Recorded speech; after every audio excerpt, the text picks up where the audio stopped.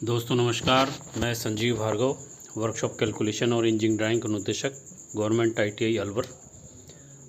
आप सभी का आईटीआई स्किल इंडिया के यूट्यूब चैनल पे स्वागत करता हूं।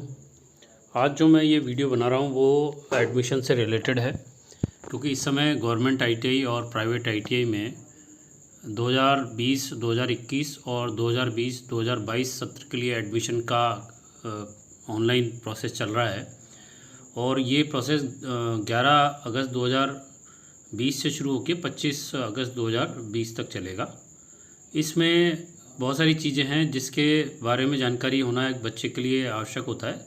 जो बच्चा आईटीआई में एडमिशन लेना चाहता है उसके अंदर बहुत सारी चीज़ों में बच्चा अगर जो एडमिशन की प्रोसेस है उसकी जो विवरणिका है वो पढ़ नहीं पाता। ई मित्र पे जब वो जाता है तो उससे बहुत सारी गलतियाँ हो जाती हैं और जो उसकी वजह से उसका गवर्नमेंट आईटीआई में जगह खाली रहने के बावजूद भी एडमिशन नहीं होता। और उसके पीछे कुछ कारण होते हैं और उन कारणों के लिए मैंने चार वीडियो ऑलरेडी बना करके मेरे चैनल पे डाल दिए हैं। आज जो मैं ये वीडियो बना रहा हूँ वो अलवर डिस्ट्रिक्ट की जो गवर्नमेंट की 14 आईटीआई हैं उसके अंदर कौन कौन सी ट्रेड में एडमिशन इस साल हो रहा है, उसमें कितनी यूनिट हैं, उसके अंदर कितनी सीटें हैं, और फिर एससी के लिए, एसटी के लिए, OBC, MBC, EWS, general, minority, TSP, Devnarayan योजना, फिजिकल हैंडीकैप, एक्स सर्विसमैन और विडो या डाइवर्स केस के लिए जो महिला होती है उनके लिए कितनी कितनी सीटें हैं, उसके बारे में जानकारी बच्चे को नहीं होती है।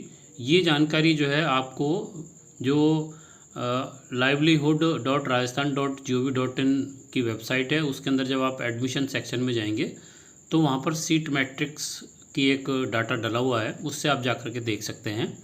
उसके अंदर सीट मैट्रिक्स हमारी गवर्नमेंट आईटीआई से रिलेटेड भी हैं पूरे राजस्थान की, और प्राइवेट आईटीआई से भी रिलेटेड है पूरे राजस्थान की। तो यहाँ मैं जो आपको वीडियो बना के बताने का प्रयास कर रहा हूँ उसके अंदर जो गवर्नमेंट आईटीआई की जो सीट मैट्रिक्स है कि किस आईटीआई में कौन सी ट्रेड में इस साल एडमिशन होंगे और कितनी सीटें हैं और कौन कौन सी कैटेगरी में उसके अंदर कितनी संख्या की सीटें होती हैं उसके बारे में है।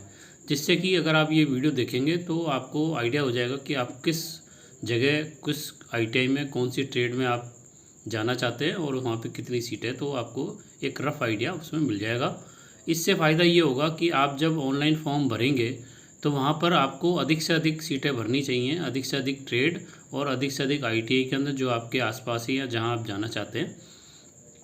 अगर आप प्राइवेट आईटीआई में भी जाना चाहते हैं तो प्राइवेट आईटीआई से रिलेटेड जो ग्रेडिंग होती है वो ncvt.mis.gov.in की वेबसाइट पे जाकर के आप प्रत्येक प्राइवेट आईटीआई की, प्रत्येक स्टेट की, प्रत्येक डिस्ट्रिक्ट की, प्राइवेट या गवर्नमेंट आईटीआई की ग्रेडिंग जाकर देख सकते हैं। उससे आपको ये आइडिया लगेगा कि वहाँ पे किस स्तर की पढ़ाई होती है।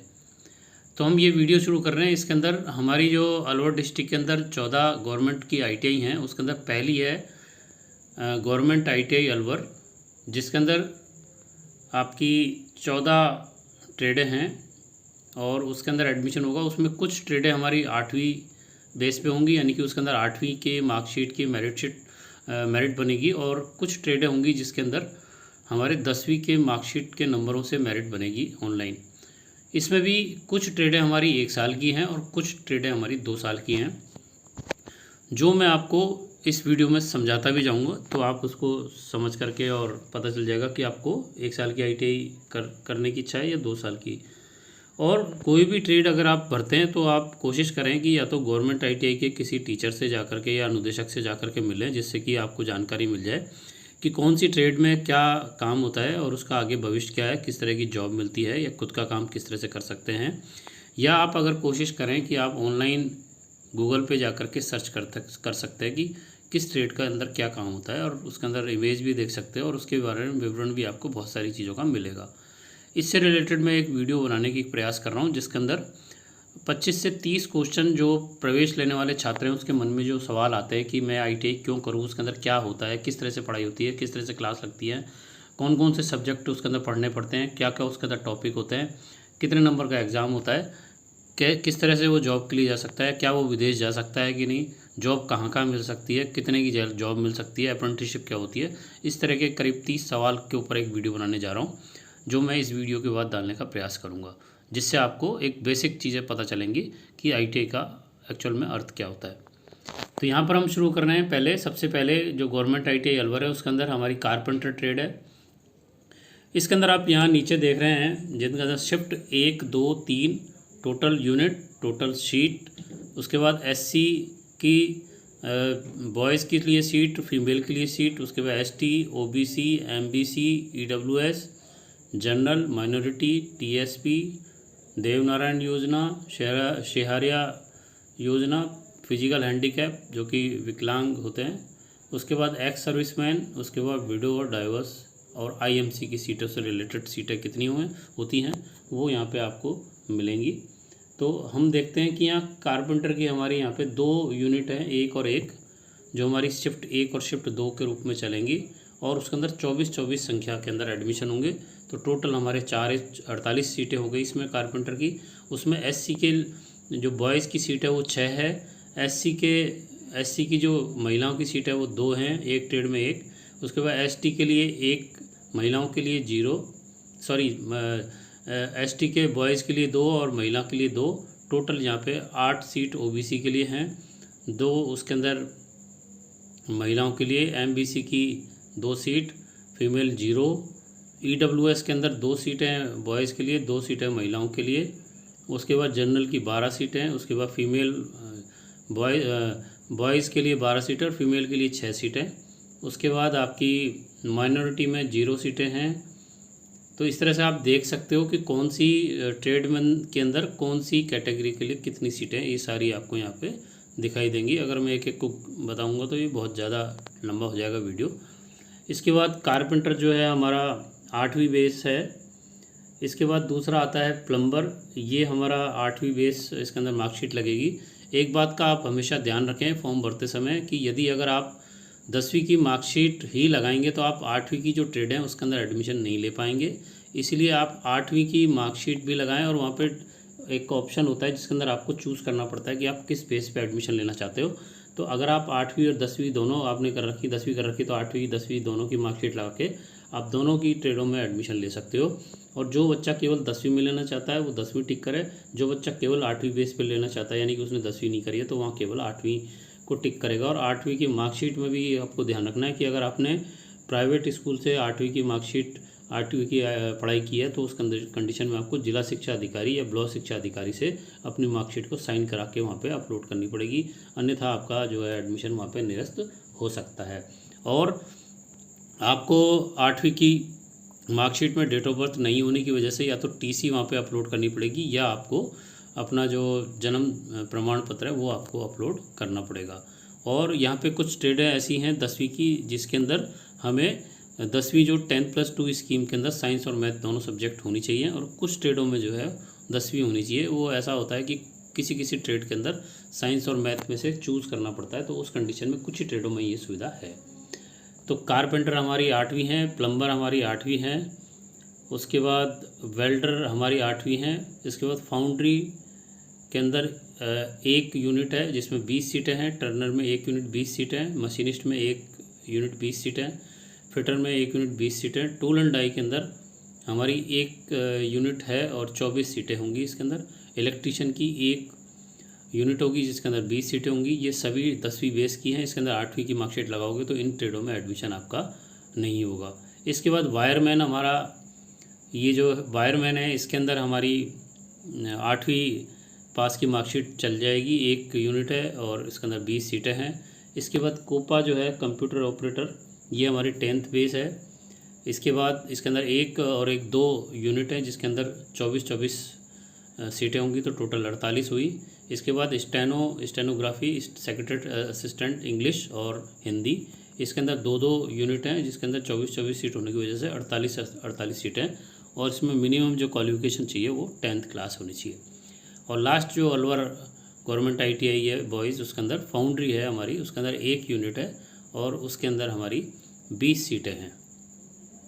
इसके बाद अगर हम भिवाड़ी की बात करें तो भिवाड़ी में हमारे 5 ट्रेड हैं और उसके अंदर टोटल 7 यूनिट हैं। जिसके अंदर वेल्डर के अंदर एक और एक 2 यूनिट हैं, जिसके अंदर 40 बच्चे छात्र एडमिशन ले सकते हैं। मोटर मैकेनिक व्हीकल की 1 यूनिट है, 24 सीटें हैं। इलेक्ट्रॉनिक्स मैकेनिक की 1 यूनिट है और 24 सीटें हैं। उसके बाद फिटर की 2 यूनिट हैं और 40 सीटें हैं। और उसके बाद इलेक्ट्रीशियन की 1 यूनिट है, जिसके अंदर 20 सीटें हैं। और ये इसमें वेल्डर जो हमारी 8वीं पास है मिनिमम, और उसके अंदर बाकी जो ट्रेड हैं वो सब 10th पास है। तो जो वेल्डर ट्रेड के लिए अगर आपने 8वीं की मार्कशीट नहीं लगाओगे तो आपको उसमें कॉल नहीं किया जा सकेगा, इसलिए 8वीं की मार्कशीट लगाना वहाँ पे ज़रूरी होगा। और जो बच्चा 10वीं की मार्कशीट के बेस पे एडमिशन लेना चाहता है, उसको अगर वो 8वीं की मार्कशीट लगा के छोड़ देगा तो वहाँ पे भी उसको नहीं कॉल किया जाएगा। इसके बाद आ जाएं आप गवर्नमेंट ITI वुमेन अलवर। इसके अंदर हमारी 7 ट्रेड हैं, जिसके अंदर 14 यूनिट हैं। पहली ट्रेड जो है इंटीरियर डेकोरेटर एंड डिज़ाइनिंग है, जिसके अंदर 2 यूनिट हैं, 48 सीटें हैं टोटल, 24। कॉस्मेटोलॉजी, जिसके अंदर 2 यूनिट हैं, 48 सीटें हैं।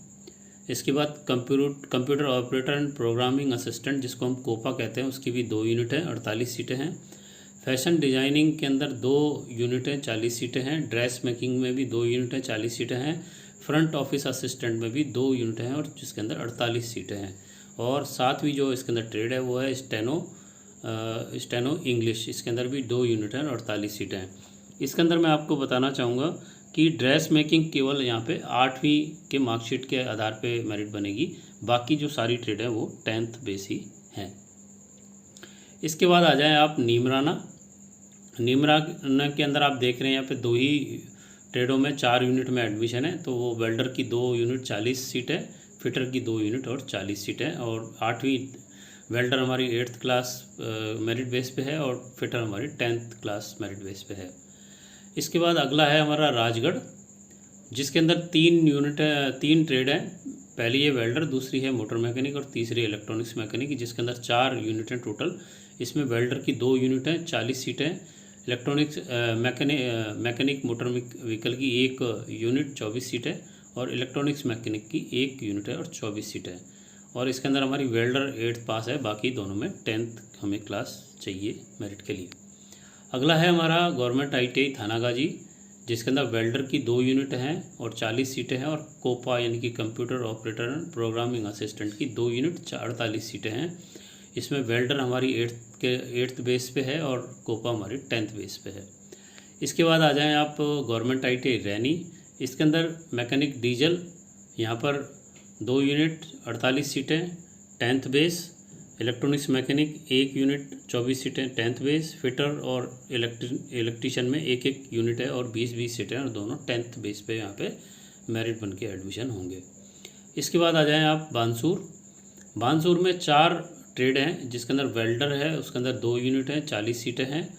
इलेक्ट्रॉनिक्स मैकेनिक हमारी उसके अंदर 1 यूनिट है, जिसके अंदर 24 सीटें हैं। फिटर के अंदर 1 यूनिट 20 सीटें। और इलेक्ट्रीशियन में भी 1 यूनिट और 20 सीटें हैं। टोटल 5 यहाँ पे यूनिट हैं, 104 बच्चों का यहाँ पे एडमिशन होगा। और इसके अंदर मैं बताना चाहूँगा कि वेल्डर हमारी 8th बेस पे है, यानी कि 8th के नंबरों के आधार पे बेस मेरिट बनेगी। और बाकी जो तीनों ट्रेड हैं उसके अंदर 10th के नंबरों पर मेरिट बनेगी, और उसी हिसाब से हमारे नियम अनुसार जो है एडमिशन होंगे। इसके बाद है हमारा government ITI Kishangarhbas Alwar. Camp जो है वो उसका गवर्नमेंट ITI तिजारा में चलेगा, यानी कि उनकी क्लासेस जो हैं वो तिजारा में चलेंगी, लेकिन वो कहलाएगी गवर्नमेंट ITI किशनगढ़वास। इसके अंदर हमारी वेल्डर की 2 यूनिट हैं, 40 सीटें हैं। इलेक्ट्रीशियन 1 यूनिट 20 सीटें। और कोपा की हमारी 1 यूनिट 24 सीटें हैं। इसके बाद अगला है लक्ष्मणगढ़। इसमें welder 2 unit 40 seat, fitter 1 unit 20 seat, electrician 1 unit 20 seat. और कोपा हमारी 2 यूनिट 48 सीटें, टोटल 6 यूनिट और 128 बच्चों का यहाँ पे एडमिशन होगा, जैसे इस सीट मैट्रिक्स में दे रखा है। इसमें सभी जो एडमिशन होंगे वो नियमानुसार होंगे, वो राज्य सरकार के नियम जो विवरणिका में दे रखे हैं, या DGT के द्वारा, और अगर डायरेक्टरेट की तरफ से कोई चेंज होगा तो उनके नियमों का हवाला देते हुए इसमें थोड़ा बहुत चेंज हो सकता है, जनरली होता नहीं है। तो इस चीज़ का विशेष ध्यान रखा जाए। ये जो वीडियो बना रहा हूँ मैं वो केवल सूचना मात्र के लिए है।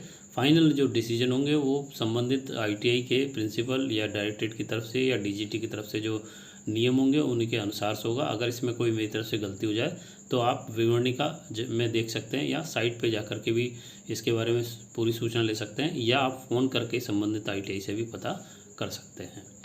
इसके बाद है आईटीआई सुहेटा। इसमें वेल्डर की 1 यूनिट है, 20 सीटें, इलेक्ट्रीशियन 1 यूनिट 20 सीटें और कंप्यूटर यानी कि कोपा उसके अंदर 1 यूनिट 24 सीटें हैं। इसमें वेल्डर हमारी 8th पास है, बाकी दोनों ट्रेड है। 10th नंबर के मेरिट के आधार पर इसमें एडमिशन होगा। इसके बाद है गवर्नमेंट आईटीआई तिजारा, जिसके अंदर हमारी mechanic electrical and electronics, mechanic auto electrical and electronics, इसके अंदर 1 यूनिट है 20 सीटें, वेल्डर 2 यूनिट 40 सीटें, इलेक्ट्रीशियन 1 यूनिट 20 सीटें और कोपा हमारी 1 यूनिट 24 सीटें। टोटल 104 सीटें, 5 यूनिट है, 4 यूनिट है, 5 यहाँ पर यूनिट है और 4 यहाँ पर ट्रेड है। इसके बाद आ जाते हैं हम रामगढ़। रामगढ़ में welder 2 unit 40 seat, Turner 1 unit 20 seat, fitter 1 unit 20 seat और इलेक्ट्रीशियन 1 यूनिट 20 सीट। टोटल हमारे पास बच्चों का एडमिशन की सीट है 20 रामगढ़ में, जहाँ पे 5 यूनिट में होगा और टोटल ट्रेड है हमारी यहाँ पे 4। इसके बाद है गवर्नमेंट आईटीआई जेल अलवर। इसमें कारपेंटर की 1 यूनिट है 24 सीटें हैं और मैसन बिल्डिंग कंस्ट्रक्शन में भी 1 यूनिट है और 24 सीटें हैं। टोटल 2 यूनिट 2 ट्रेड 48 सीटें होंगी। तो ये हमारी गवर्नमेंट आईटीआई अलवर डिस्ट्रिक्ट के अंदर जो 14 आईटीआई हैं उसका सीट मैट्रिक्स है, जिसको मैंने बताने का प्रयास किया है। क्योंकि अधिकतर छात्र जो है ना तो ई मित्र वाला इस चीज़ को समझा पाता है या बताते हैं, या ना ही बच्चा इस चीज़ को देखता है। तो इस वीडियो से आपको पूरी जानकारी मिलेगी और आप जो एडमिशन से रिलेटेड जो भी इन्फॉर्मेशन लेना चाहते हैं वो जो मेरे 4 या 5 वीडियो इस वेबसाइट यूट्यूब चैनल पे डाल चुका हूँ उससे भी ले सकते हैं और वेबसाइट पे भी जा कर के उसको चेक कर सकते हैं। क्योंकि अंतिम फैसला जो संबंधित आईटीआई के प्रिंसिपल द्वारा होगा या डीजीटी द्वारा होगा या डायरेक्टरेट जोधपुर के द्वारा होगा। ये जो वीडियो मैं बना रहा हूँ वो आपको केवल सूचना मात्र के लिए। तो ये वीडियो काफ़ी लंबा हो चुका है। अगर आपको ये वीडियो अच्छा लगा, समझाने का तरीका अच्छा लगा और आपके लिए इन्फॉर्मेशनल है ये वीडियो, तो उसको लाइक करें। और जो भी आपके साथी या रिश्तेदार या मित्र आईटीआई में एडमिशन लेना चाहते हैं या एडमिशन नहीं भी लेना चाहते लेकिन इन्फॉर्मेशन रखना चाहते हैं, वो इस वीडियो को देख करके लाभान्वित हो सकते हैं। अगर आप मेरे चैनल पे पहली बार आए हैं तो आप मेरे चैनल को सब्सक्राइब करके बेल आइकन को क्लिक करें, जिससे कि आपको आने वाले सभी वीडियो मिलते रहें। मैं वर्कशॉप कैलकुलेशन और इंजीनियरिंग ड्राइंग, जो हमारे इंजीनियरिंग ट्रेड के अंदर 2 सब्जेक्ट होते हैं, उन दोनों को पढ़ाता हूँ। इससे संबंधित मैं अपनी किताबें भी लिख चुका हूँ और अब ये वीडियो बना करके मैं हमारी ब्रेकअप ऑफ सिलेबस के अनुसार जो है वीडियो बना रहा हूँ, जिससे कि आप हर वीक के अंदर आपको क्या सिलेबस पढ़ना है और उसका कौन सा वीडियो वो जा करके आप देख सकते हैं, जिससे कि आपको ज्ञान वृद्धि होगी और एग्ज़ाम में आप उसको देख करके और पढ़ के आसानी से पास हो सकेंगे। तो आज के लिए इतना ही। नमस्कार, धन्यवाद, जय हिंद, जय भारत।